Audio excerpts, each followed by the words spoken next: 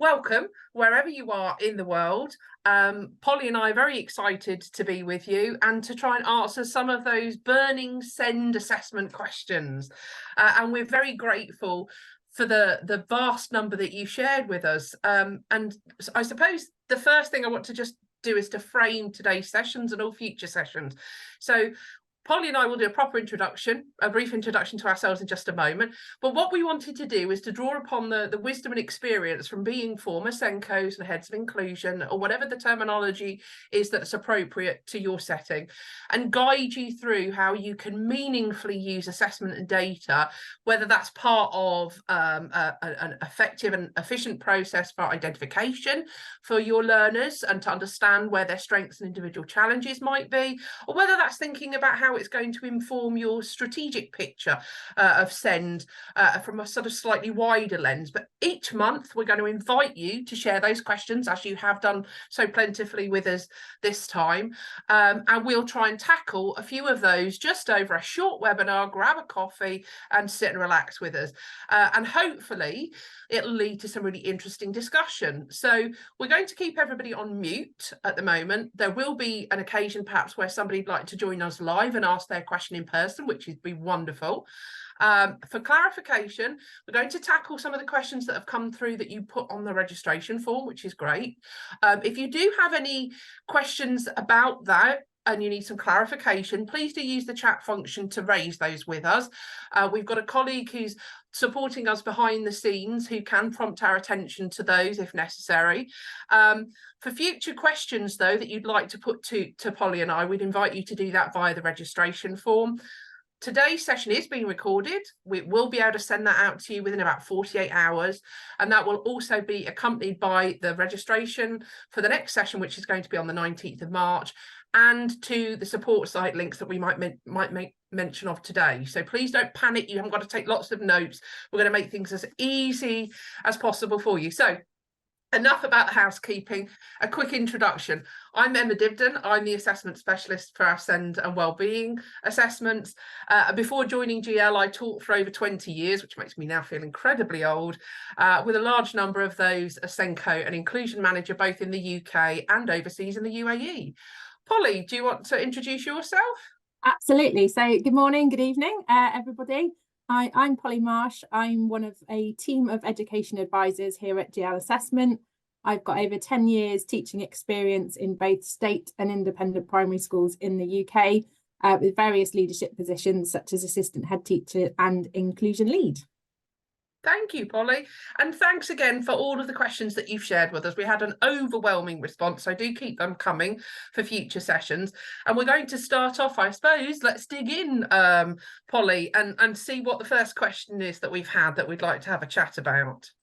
Okay, well, our first question is actually an amalgamation of questions. So it comes from Dan, who is a SENCO in Lancashire in the UK, Fatima, who's a social worker in the UAE, and finally, Nicola, a wellbeing lead in China, who basically asked us, how can assessment data be used to effectively identify and support students with barriers to learning?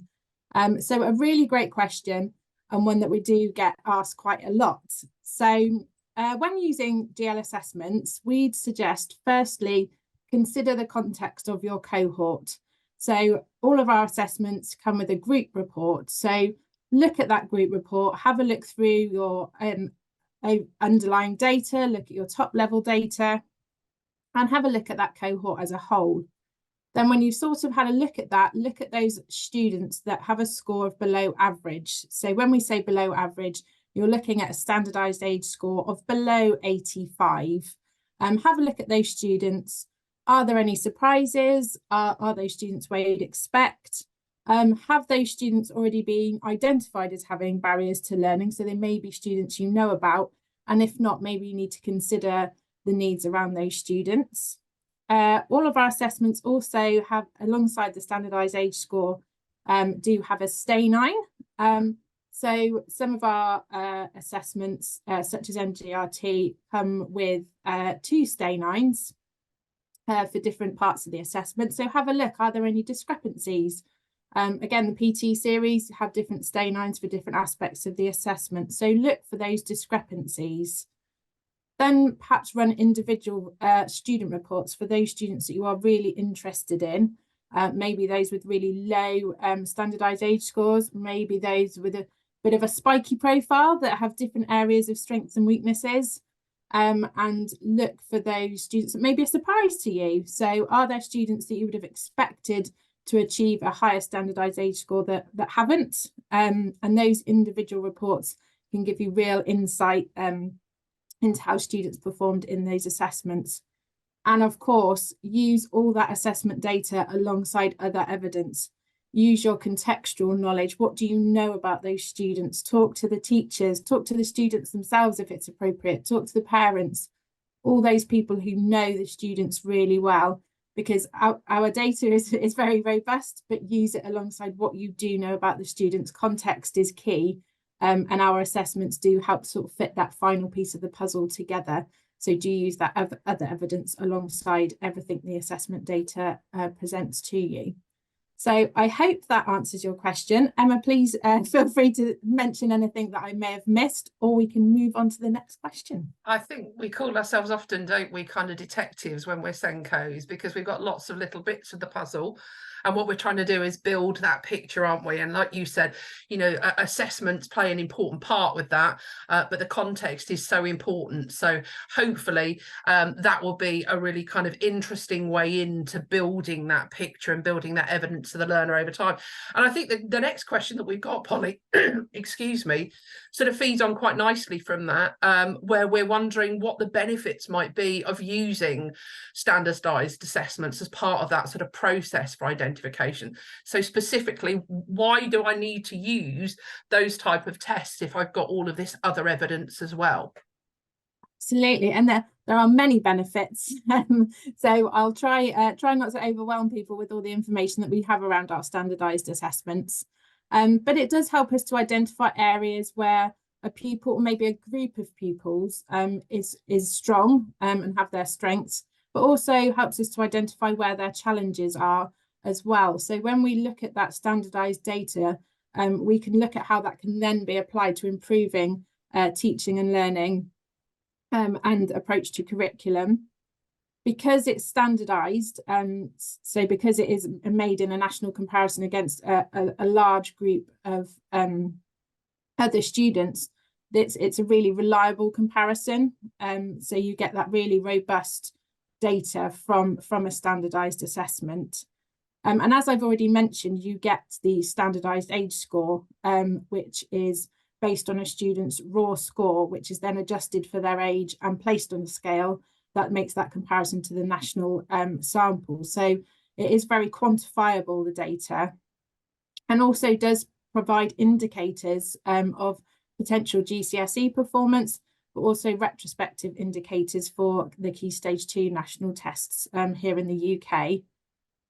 Other good reasons for using standardized tests is you can use them at regular intervals and over time, so you can track progress in a really effective and objective way.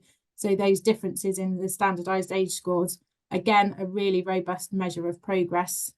And you can use it to monitor the impact of those interventions. So if you're putting interventions in place, you can then run your assessments again and look at the comparison of the data to see how effective your interventions have been, and whether your students may need further diagnostic assessments, further referrals to other professionals, or whether actually your interventions are working really well and your student is performing really well. So just for an example, the NGRT can be used to measure reading ages before and after an intervention and provide evidence of the impact. And also you can get the standardized age score, so before and after an intervention. So lots of data to measure that progress over time. I also think just adding to that, you used NGRT as an example. When I was working in schools and still working with learners, we used YARC in the same way, and because that had parallel forms, I don't know if you were the same, Polly, that had parallel forms, so we were often using that as a pre and post intervention assessment as well, because it gives you those kind of key reading skills measures, which is really helpful. And I can see that there are a couple of questions that have come up in the chat, and Isabel, I think maybe yours is the one that we're going to address anyway, and that's sort of broadly around the theme about how can we support learners excuse me, who might have an identified profile of need when they are completing their assessment, and what happens, how might having that identified profile of need have an impact on the results. And I suppose it's worth just sort of reiterating what Polly's just said there in terms of standardized testing. So obviously assessments are robust and they are reliable, and the data is comparable when they are standardized. But of course that we know that sometimes that doesn't necessarily work for all learners, does it? Because we have some learners who have needs, and if we are going to put adaptations into place to support those needs, then we need to reflect on that data because of the implications it has outside of the circumstances within which it was standardized. So the first thing I would say is we're going to share a link with you to the SEND support pages, and on that that space there is a whole area around sort of access arrangements. But it goes without saying that our assessments aren't a high stakes assessment as you would be if you're talking about formal examinations, and therefore it's entirely at your discretion as to the level of support that you put into place and the adaptations that you make in order to allow your students the greatest opportunity for success. It comes with that caveat that if you are to make those steps for them, then when you're looking at that data, you need to do so within the context of some of those steps that you've put in. Now, obviously, if we're talking about learners that have an identified profile of need, that in itself may impact the way that they engage with an assessment. So we'd always recommend, obviously, an appropriate level of supervision for those learners, thinking particularly about things like rest breaks and giving them the time that they need to engage. Now, of course, there are a couple of assessments where they are timed. So things like the CAT4, for example, if you're building those rest breaks in, they would have to come at the end of each of those sections before you begin a new one. Otherwise, you run the risk of the assessment timing out. But we would suggest that you have a look at the information that's available there for you. We don't specifically make recommendations as to what is the most appropriate thing for you to do. There aren't any sort of stringent measures in terms of the best way of working that must be adhered to. It really is about you thinking with due consideration about those adaptations that you might make. So you might be offering a reader where it's appropriate to do so, or a scribe, or in some instances providing additional time. And I know that there was one of the questions regarding the progress test maths, mental maths, and you are right, that is a timed assessment, that particular part of the test. We do have a paper-based version of the assessment. I don't know where you are in the world, Sarah, where you may then want to administer as an untimed assessment, but the premise there is testing automaticity and fluency, isn't it, for maths? So if we give additional time, what we have to ask ourselves is, are we assessing the skills that that particular assessment is designed to test? And I've been there and I've used it myself, so that is something worth just reflecting on. Additionally, when you are interpreting the results from those assessments, we'd strongly suggest, again, just to reiterate, that you're thinking about that data alongside a wide range of evidence, and that you're using your prior knowledge to think about the learner. They are designed as a set of assessments to support your judgments, not to replace them. And obviously, it's really important that you understand the individual learner's journey, the right steps to put into place for them to give them the greatest opportunity for success. The other thing that is available via our pages is a really easy to download one-page support document regarding those access arrangements, and there are QR codes that you can then scan to go into more detail. So if you are using specific tests and you want to understand a bit more about how they can be supported through certain access arrangements. Some can and some cannot, but go into detail there and find the information you need. And I think there was another question I saw as well, probably, that came in about the appropriateness of using any of our assessments in international schools. That was my context, more or less, before I joined GL. I was based in the UAE, and we were using those assessments with students who had many different languages. There is information pertaining to EAL or ELL, depending on what you know, what terminology you use, that you can use there as well. And I think what we might do with the question, I think, is it, I'm trying to look at your name now. Eleni, you've asked us a question that I think we're going to try and pick up next time, because we're almost out of time now, in terms of clinical diagnosis. And I know Polly used the terminology of diagnostics, and we're going to try and unpick that a little bit more, because I know that that is something that comes in quite often. So we're conscious of time. We wanted to try and keep this short and punchy. So hopefully we can pick that up next time. So please do share. Yes, we will, Isabel.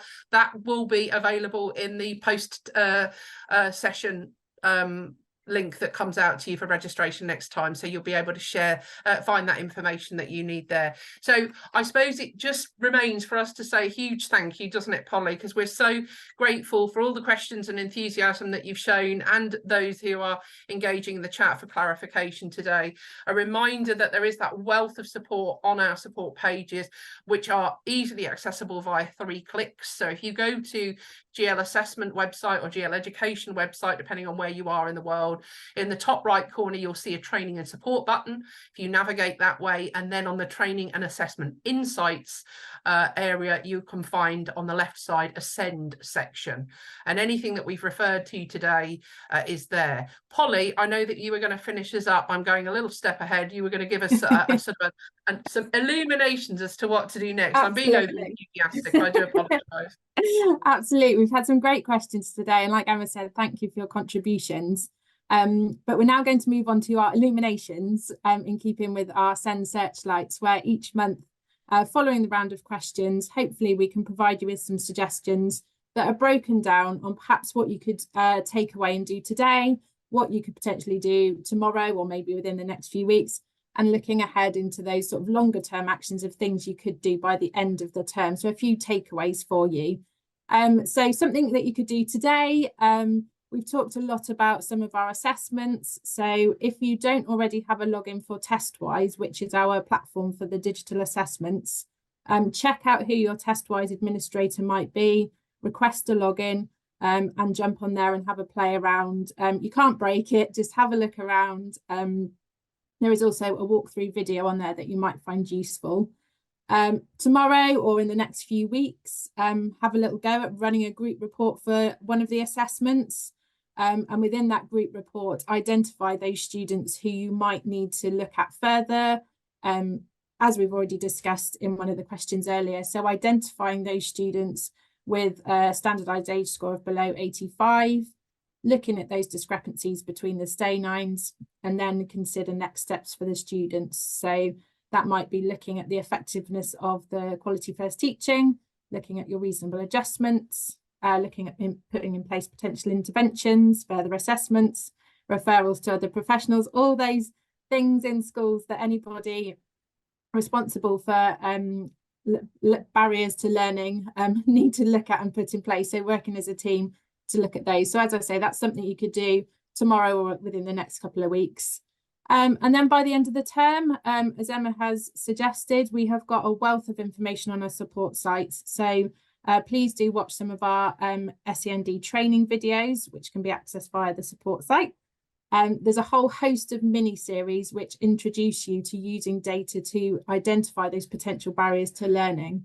So it does cover information on how to administer, how to score and interpret some of our standardised tests, how to spot those data flags in core assessments that may suggest further screening needs, and also some information on our screeners. So as Emma said, a link to how to access those will be sent in the follow-up email as well. But hopefully that gives you some takeaways and things to do before our next SEND Searchlights.